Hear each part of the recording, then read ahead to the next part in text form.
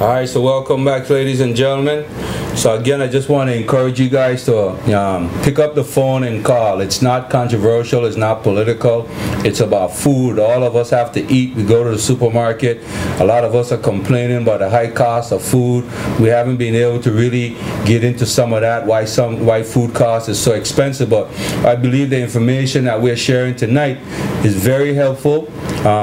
We're going to talk a little bit about health. We know there's a lot of movement right now in the country. There's different organizations just farming to help encourage people to stay healthy.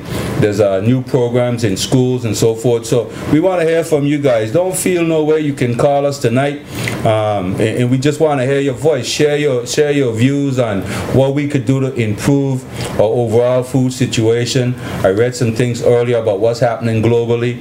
People around the world are looking at the global crisis in food, and so we should be concerned. We should be thinking about it. We should be proactive. We should be trying to put things in place to protect ourselves in case there is a food issue in the country. So we're gonna move over to Shawande and Koy again. Courtney's here with us. I want Courtney to maybe hit some of the text. We have some text. Some of you sent us some text, and we want to see what some of these texts saying. Courtney, tell us what these texts saying real quick, and then we'll get on. I think we had one, just one that came in a little while ago that says, my question is it true that government fees are on the increase, i.e. immigration and passport office, labor, etc.?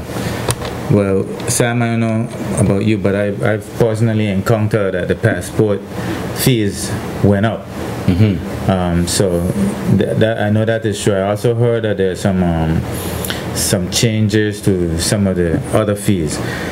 My take on it, as I said before, though, is some of the fees that government were charging for doing some of the services haven't changed over a long period of time, and to be honest with you, they're not even worth the paper.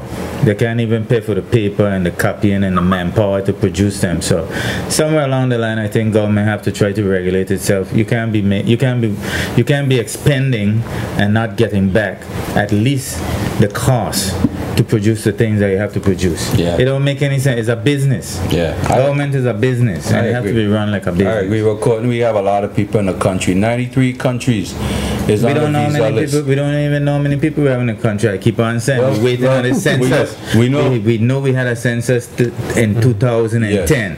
This is 2012. Yes. We still can't figure out whether we have 10 people or 2,000 people. Well, you and I know we have a lot. I think we have about 30,000. We have 93 countries in a country that need visa, and government has to facilitate that. So okay, we're going to the phone. Yeah, good evening. You're speaking mine. Go right ahead, please. Hello. Hello. Yes. Good evening. Good evening. African Studies. Yes. Welcome. Virgin Gorda. Virgin Gorda. I want to congratulate you for the work that you're doing, especially in this particular area, because I myself am interested in agriculture and farming. As a matter of fact, Brother Sawandi there from Harvard Community College has visited my place. Yeah. We're talking about fishing and raising fish as well as catching fish at sea. When Sawandi visited my place, he saw the tilapia that we actually grew right here in Virgin Gorda. Excellent. Absolutely. And those fish properly attempted. In 16 to 90 days, you can get 2 pounds of fish from a minnow. 2 pounds of fish. And also our agriculture station here in Virgin Gorda, has started a project for the tilapia fish too. And they are available at the most elite and expensive business area selling seafood. Very expensive. This is the highest rated resort in the community to sell tilapia fish for dinner and whatever. So I want to say it is possible, and farming is extremely extremely important, especially at this particular time when governments, even in America, you have people rioting and the police with their sticks beating them. In London, people rioting. Egypt, people rioting. Syria, etc., etc. They're rioting and fighting all over the world, it seems. And when there comes a food shortage, but Bob Marley said, a hungry man is an angry man. Oh, yeah. So it's best that we pay attention. Thank you very much for your having raised the question. One thing before I go, though, I think it's very extremely important that the government representative, government people, I went to see last Tuesday the Minister of Education Cultures in Virgin Gorda, attending to matters of import, and I went up to see him. The clerk at the desk told me, go ahead, there's nobody up there. And I went up to his office, and I was told that he couldn't see me. And I was quite perturbed by that because I don't usually wear a shirt and tie. I dressed up white shirt and tie like the politicians.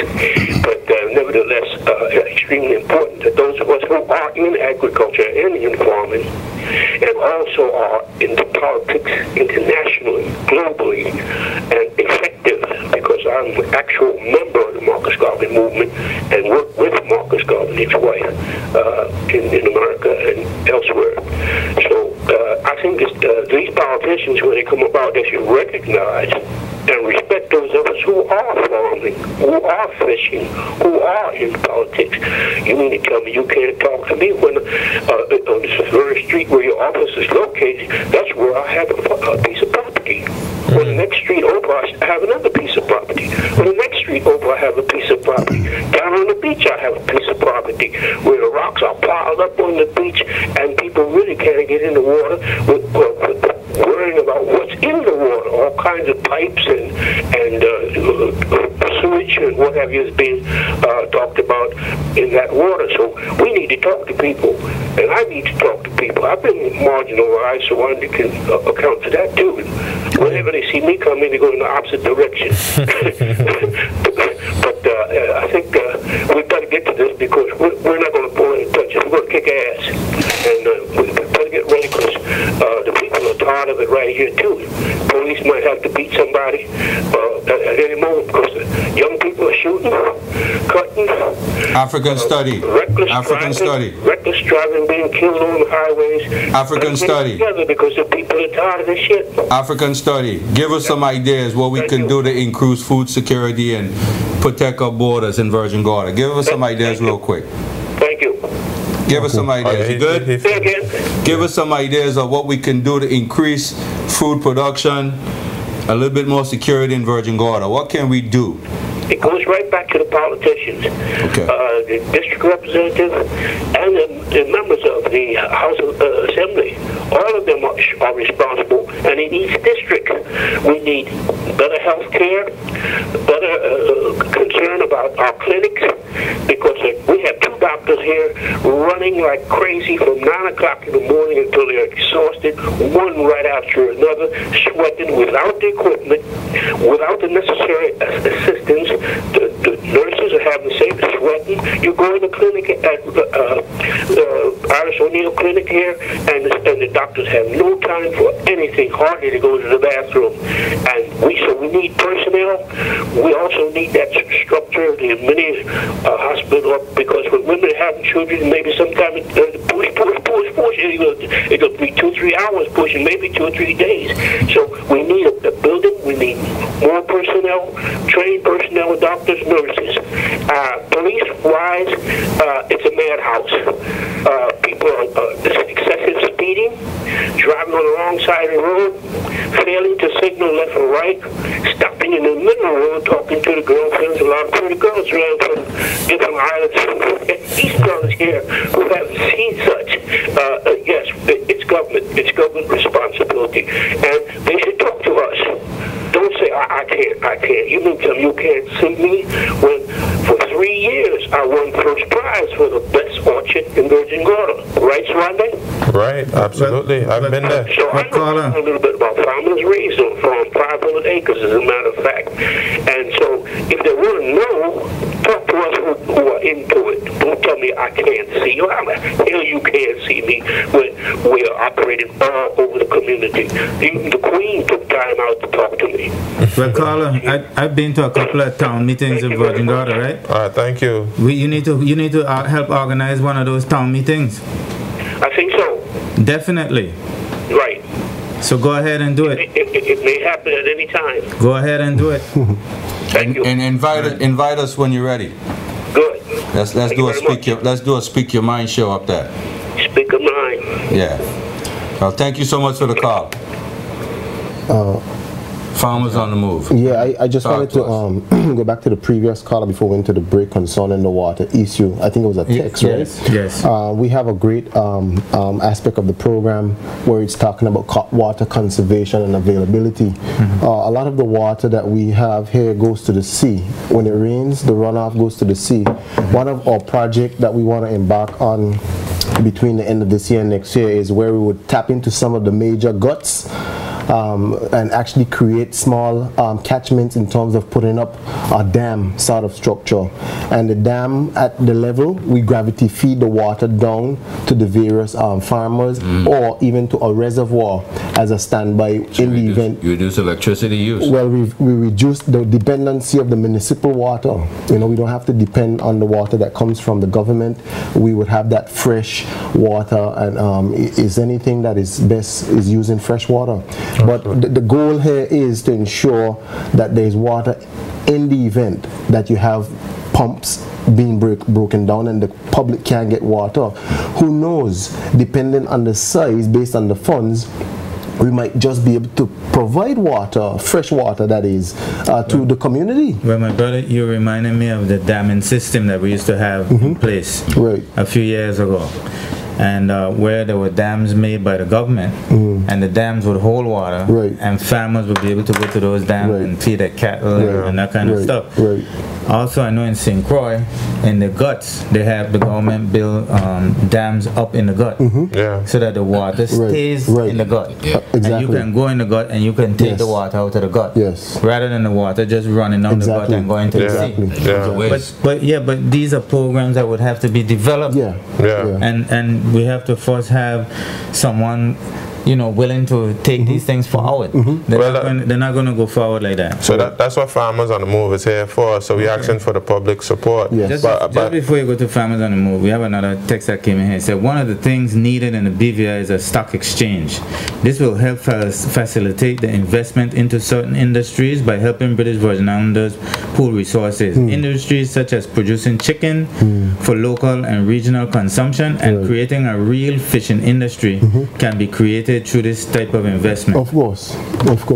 Well, I agree with that because we speaking about building an industry, and the industry needs investment, and we're going to ask the public to be able to support the industry and the organization in a number of different ways, hopefully before we leave the program tonight. One is, I would say, investment. Those people who are interested in investing in the industry, I think is an industry that can give you a good return on your investment, and a very secure return, because you know that we always need food.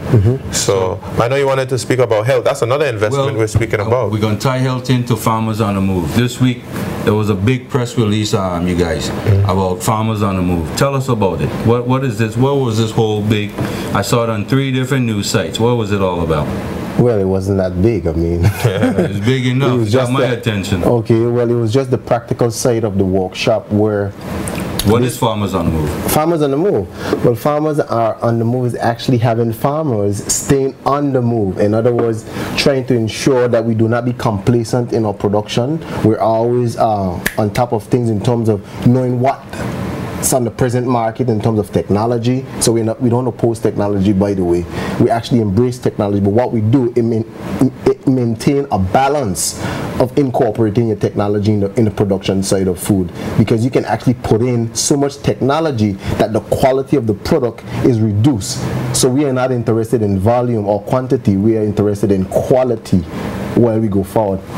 But in any case, this week we had the practical side of our workshop, where the students who have learned the basic or the fundamentals in crop production, that land that we seek to acquire, which we have been granted by the Ministry of Natural Resources, and we are grateful for it.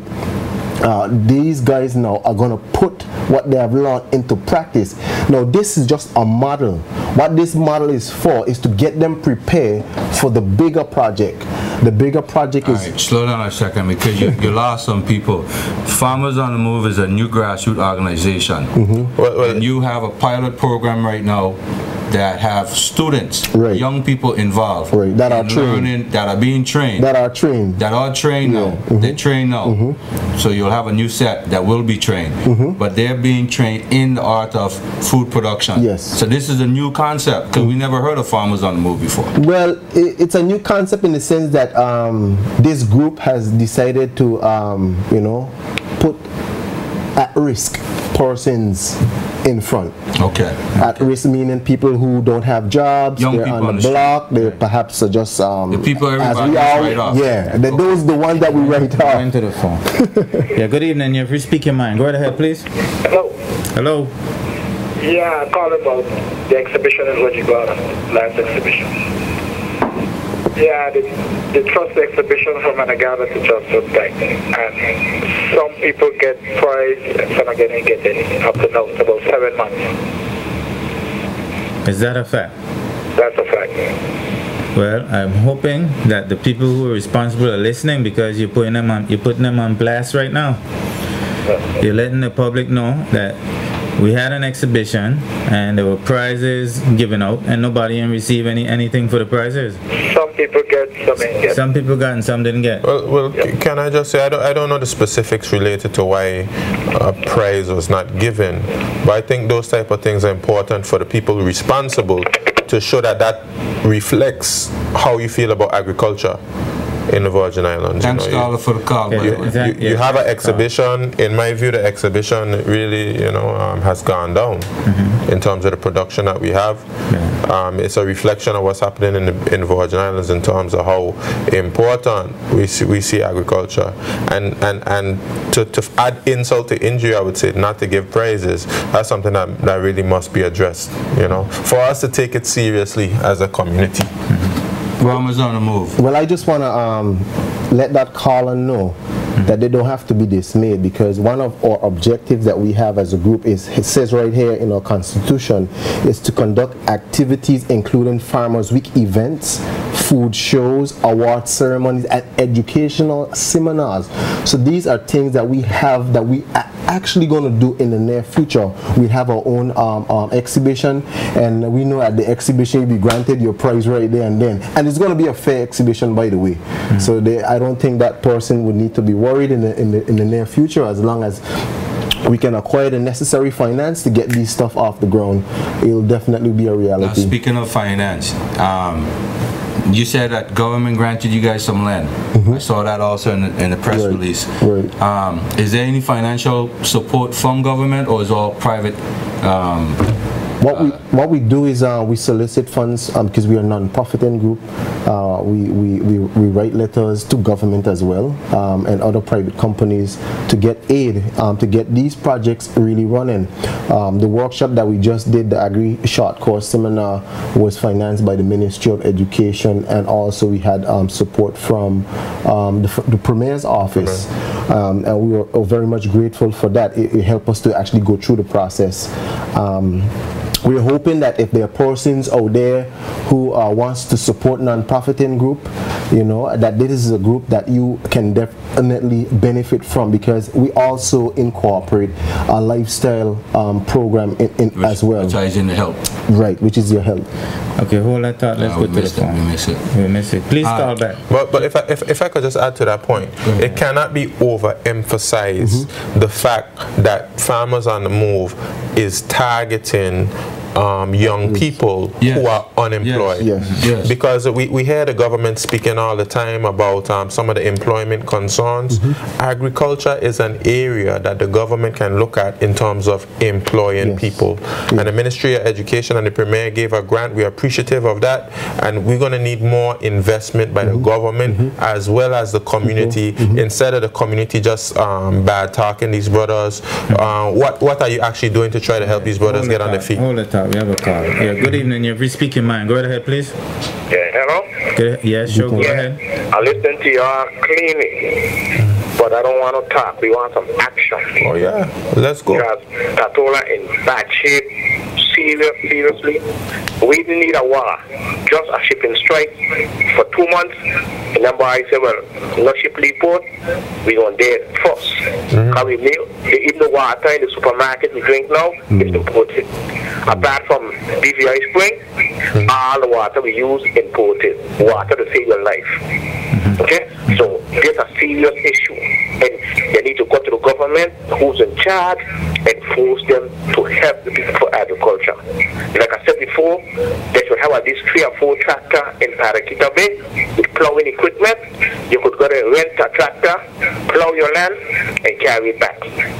They ain't doing nothing. Only a load of talk for the past 20 years. Talk. And they get the most serious.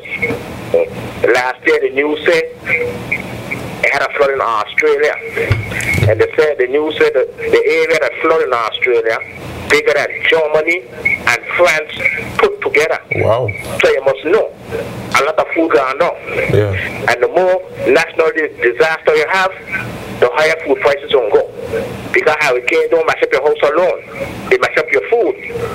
If you got 2 acres of banana and hurricane throw around them, you know how long it's time before you come back. So it's a serious issue. And the food prices keep going up all the time.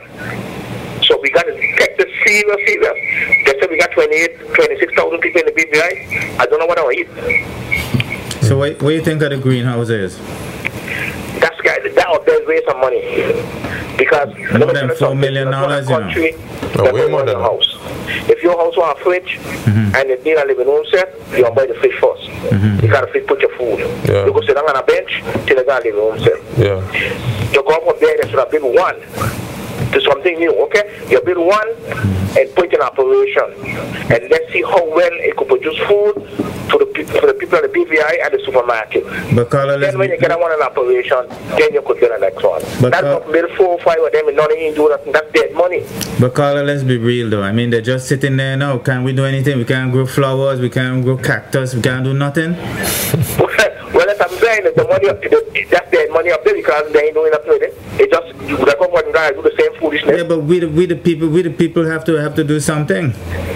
Yeah, but that's what I'm saying. They got to get something because the food keep going up, you know. Can't coming down, you know. And I tell you something too. When you hear war start, World War III horizon, whether we like it or not, in the war will start in the Middle East. In the Bible, it said Persia. The name will change from Persia to the present Gulf. And me and you see the most bloodiest water on the face of the earth in that region between the war Iraq and Iran. When the ship passed, they had mines in the sea blowing them up. So whether we like it or not, it's going to happen. All of them scripture match, you know. Ephesians, Zechariah, and Revelation, all 3 match. So World War III fire off. So we better plant food, because I don't know what you're going to eat. Because them ship can't run. Okay. But Carla, I think we should do something with those greenhouses right now. I think we have to have some plan. Well, the government, if one government make a mistake, it's the duty of the next government to correct it. Now you're talking. You see? Now you're talking. Right now, they spend like stupid money in that put down. So this government now got to get them on foot. Only the people suffering. Yeah.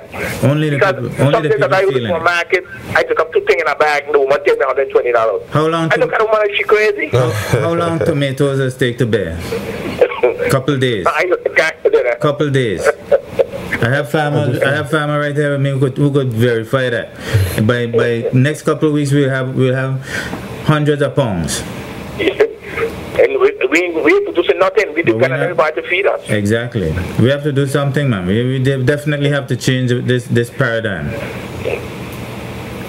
Okay. Anyways, thanks a lot for your input. Yeah. Thanks, brother. I just want to pick up on a key point that the caller highlighted. In the event of a natural disaster or maybe something, whatever may interrupt the flow of food to the territory, one of the things that we are actually considering is having to have an emergency pack. An emergency pack for when we are living in a hurricane zone that can actually run the territory for at least a 3-week or 4-week cycle. We think that is enough to at least get us back in connection with perhaps some source. One of the things is that we'll have 2 meat products, fish and chicken, and we'll have some of the provisions that we neglect, cassava and potato as a staple, and the vegetable side of it we can focus on cucumber and stuff as an emergency basket. Now this basket we need to consider, because in the event of a crisis, what are we going to do? The cans ain't going to come in, so you're not going to get your corned beef and your sausage. So you got to have a backup, right? So we think that these are things that can work because they're right in our scope. Good evening. You're rich speaking man. Go right ahead, please. Good night to everybody. Good night to you. I'm listening to Mr. Kai, and you're sounding good. And I was right here looking at you and said, this could be on upcoming Chief Agricultural Officer because you got vision. And you know, instead of moving mountains, we'll be planting food on mountains. You know, and helping our people and, you know, sustaining our people and, you know, doing good things in this country and helping. Even in the hospitality industry, this food could sell, and then we'll be selling our food, you know, local food that produce here. So when the people come here for that Caribbean food, they're going to get it because everything we put in the food is going to be like what it is we grow here, you know. So I think that's going to help, you know, boost the feel of hospitality, you know. So when those waitresses take out those trays of food, you know, they'll give good service knowing that the food came right from here. You know what I mean? True. So I encourage you. Well, some of them days I want to come here plant to kind of plant. Keep planting and sell it. You can visit us every Sunday. We're on the farm every Sunday, so you can come by. On Sundays? Yeah. Okay. But I'm humbled by the thought, though. Yeah. Thanks. I'm watching you and I want you to keep with it. You know, one day you will be the next Chief Agricultural Officer. But I don't want to be the Chief Agricultural Officer. I just want to do my part. Well, but your work is how you're going to get paid, so this will be the payment. You have a good night. God bless you. Two things, Koi and Shawande, I want to emphasize, and we must emphasize it. The partnership with government. The fact that, you know, you guys got a grant from the Premier's office. We got to big up the government when they're doing and having a focus. So that's big right there. And people need to understand it is a public partnership thing. Exactly. The next thing is that we have to emphasize the fact of employment. Again, we'll come back to that after the phone, after the call. Good evening, you're speaking man. Go right ahead, please. Good night, gentlemen. How are you doing? Good. We're doing good. How about yourself? Boy, listening, I just tuned in, so the caller before that caller makes some good point. But I want to ask a question. I want to say something too. I couldn't agree with the caller that right now we still have to unload a money in them greenhouse, and I think instead of trying to make all work, we're trying to make at least one work, and then go step by step to help them. But one of the things I want to ask Kai there, for so many years, we hear about agriculture, we got the food fair, don't spend money, you try a lot of awareness, but it seems like agriculture going on every year. So what you guys as farmers, because I understand over the years some people get land, what do y'all really need? You know, to make agriculture really work? Let me chime in a little bit. If you get land and you don't get no water, you know how that is? Water is the key. But it's strange that we got agriculture department supposed to help spearhead a lot of things. And I understand up in Paracuta Bay, they have guts in spring. So I don't understand why we can't connect to them. But not only that, too, for years, when water falls, Paracuta Bay, water runs for weeks and months. Like you mentioned, we need to capture water and store it somewhere, and so we can give it back to the farmers. We just build a catchment or something. Carla, you were late, you know. If you were here earlier, farmers on the move I want these guys to talk more about their plan and their program. Listen carefully. We talk about that. We talk about employing the youth, and I want you especially to spread the word. We got youths who are being employed under this program, Farmers on the Move. These are youths that everybody write off. And these are BV Islanders, most of them, who are out there, the young men, not women. No women is involved yet, but young men who are from across Tortola especially, who are no part of this program. And just listen in. You just asked a question. We're going to let Coy answer that question, because what we need is progressive people who can run agriculture. Progressive. That means stop sitting around collecting a government check and don't do nothing to help move farming forward. That's in a nutshell. But finish with your comment, and then we'll let Coy answer that question. Yeah, so I want to know, well, I guess you have to do what you have to do to get all the support, because I know coming around another 6 months they're going to have agriculture fair again. So if it's water we need, if we can keep by water, we can get water. I didn't have what you said. If we can find a way to give by water, opportunity to get water, we need to find a way to help the farmer get water. So we got to do what we got to do, because yeah, that's what he's saying. Well, I wanna say this, and it's a great question, by the way. Actually, for those that know me, I used to work at the agriculture department, and the reason why I resigned is for this same reason, that more needs to be done in the agricultural sector, and I found that the bureaucracy was a bit challenging, and I could not have continued. I left to actually deny myself of the privilege of getting a pension, so that I can come out and help others to really help in the going forward for this industry. It's an easy industry to achieve. We just need to ensure that we put our money where our mouths are. Once we support this industry is not far-fetched. It's right there. I think our agricultural policy has to get a little bit more serious. If you ask me, right now the department is suited on assisting people to do a small scale of production. You know, some kind of backyard kind of situation. But I think we really need to go more towards larger operations, agricultural cooperation, which requires some investment. So on the whole, I thought I truly agree with you. A text just came in and said, I want to know if chicken prices gone up. I went and 2 pieces of chicken wing for $5. So we'll come back to that though. The station is asking us to take a break for the sponsors that make the show possible. So we're going to take a break, and we're going to be right back with you.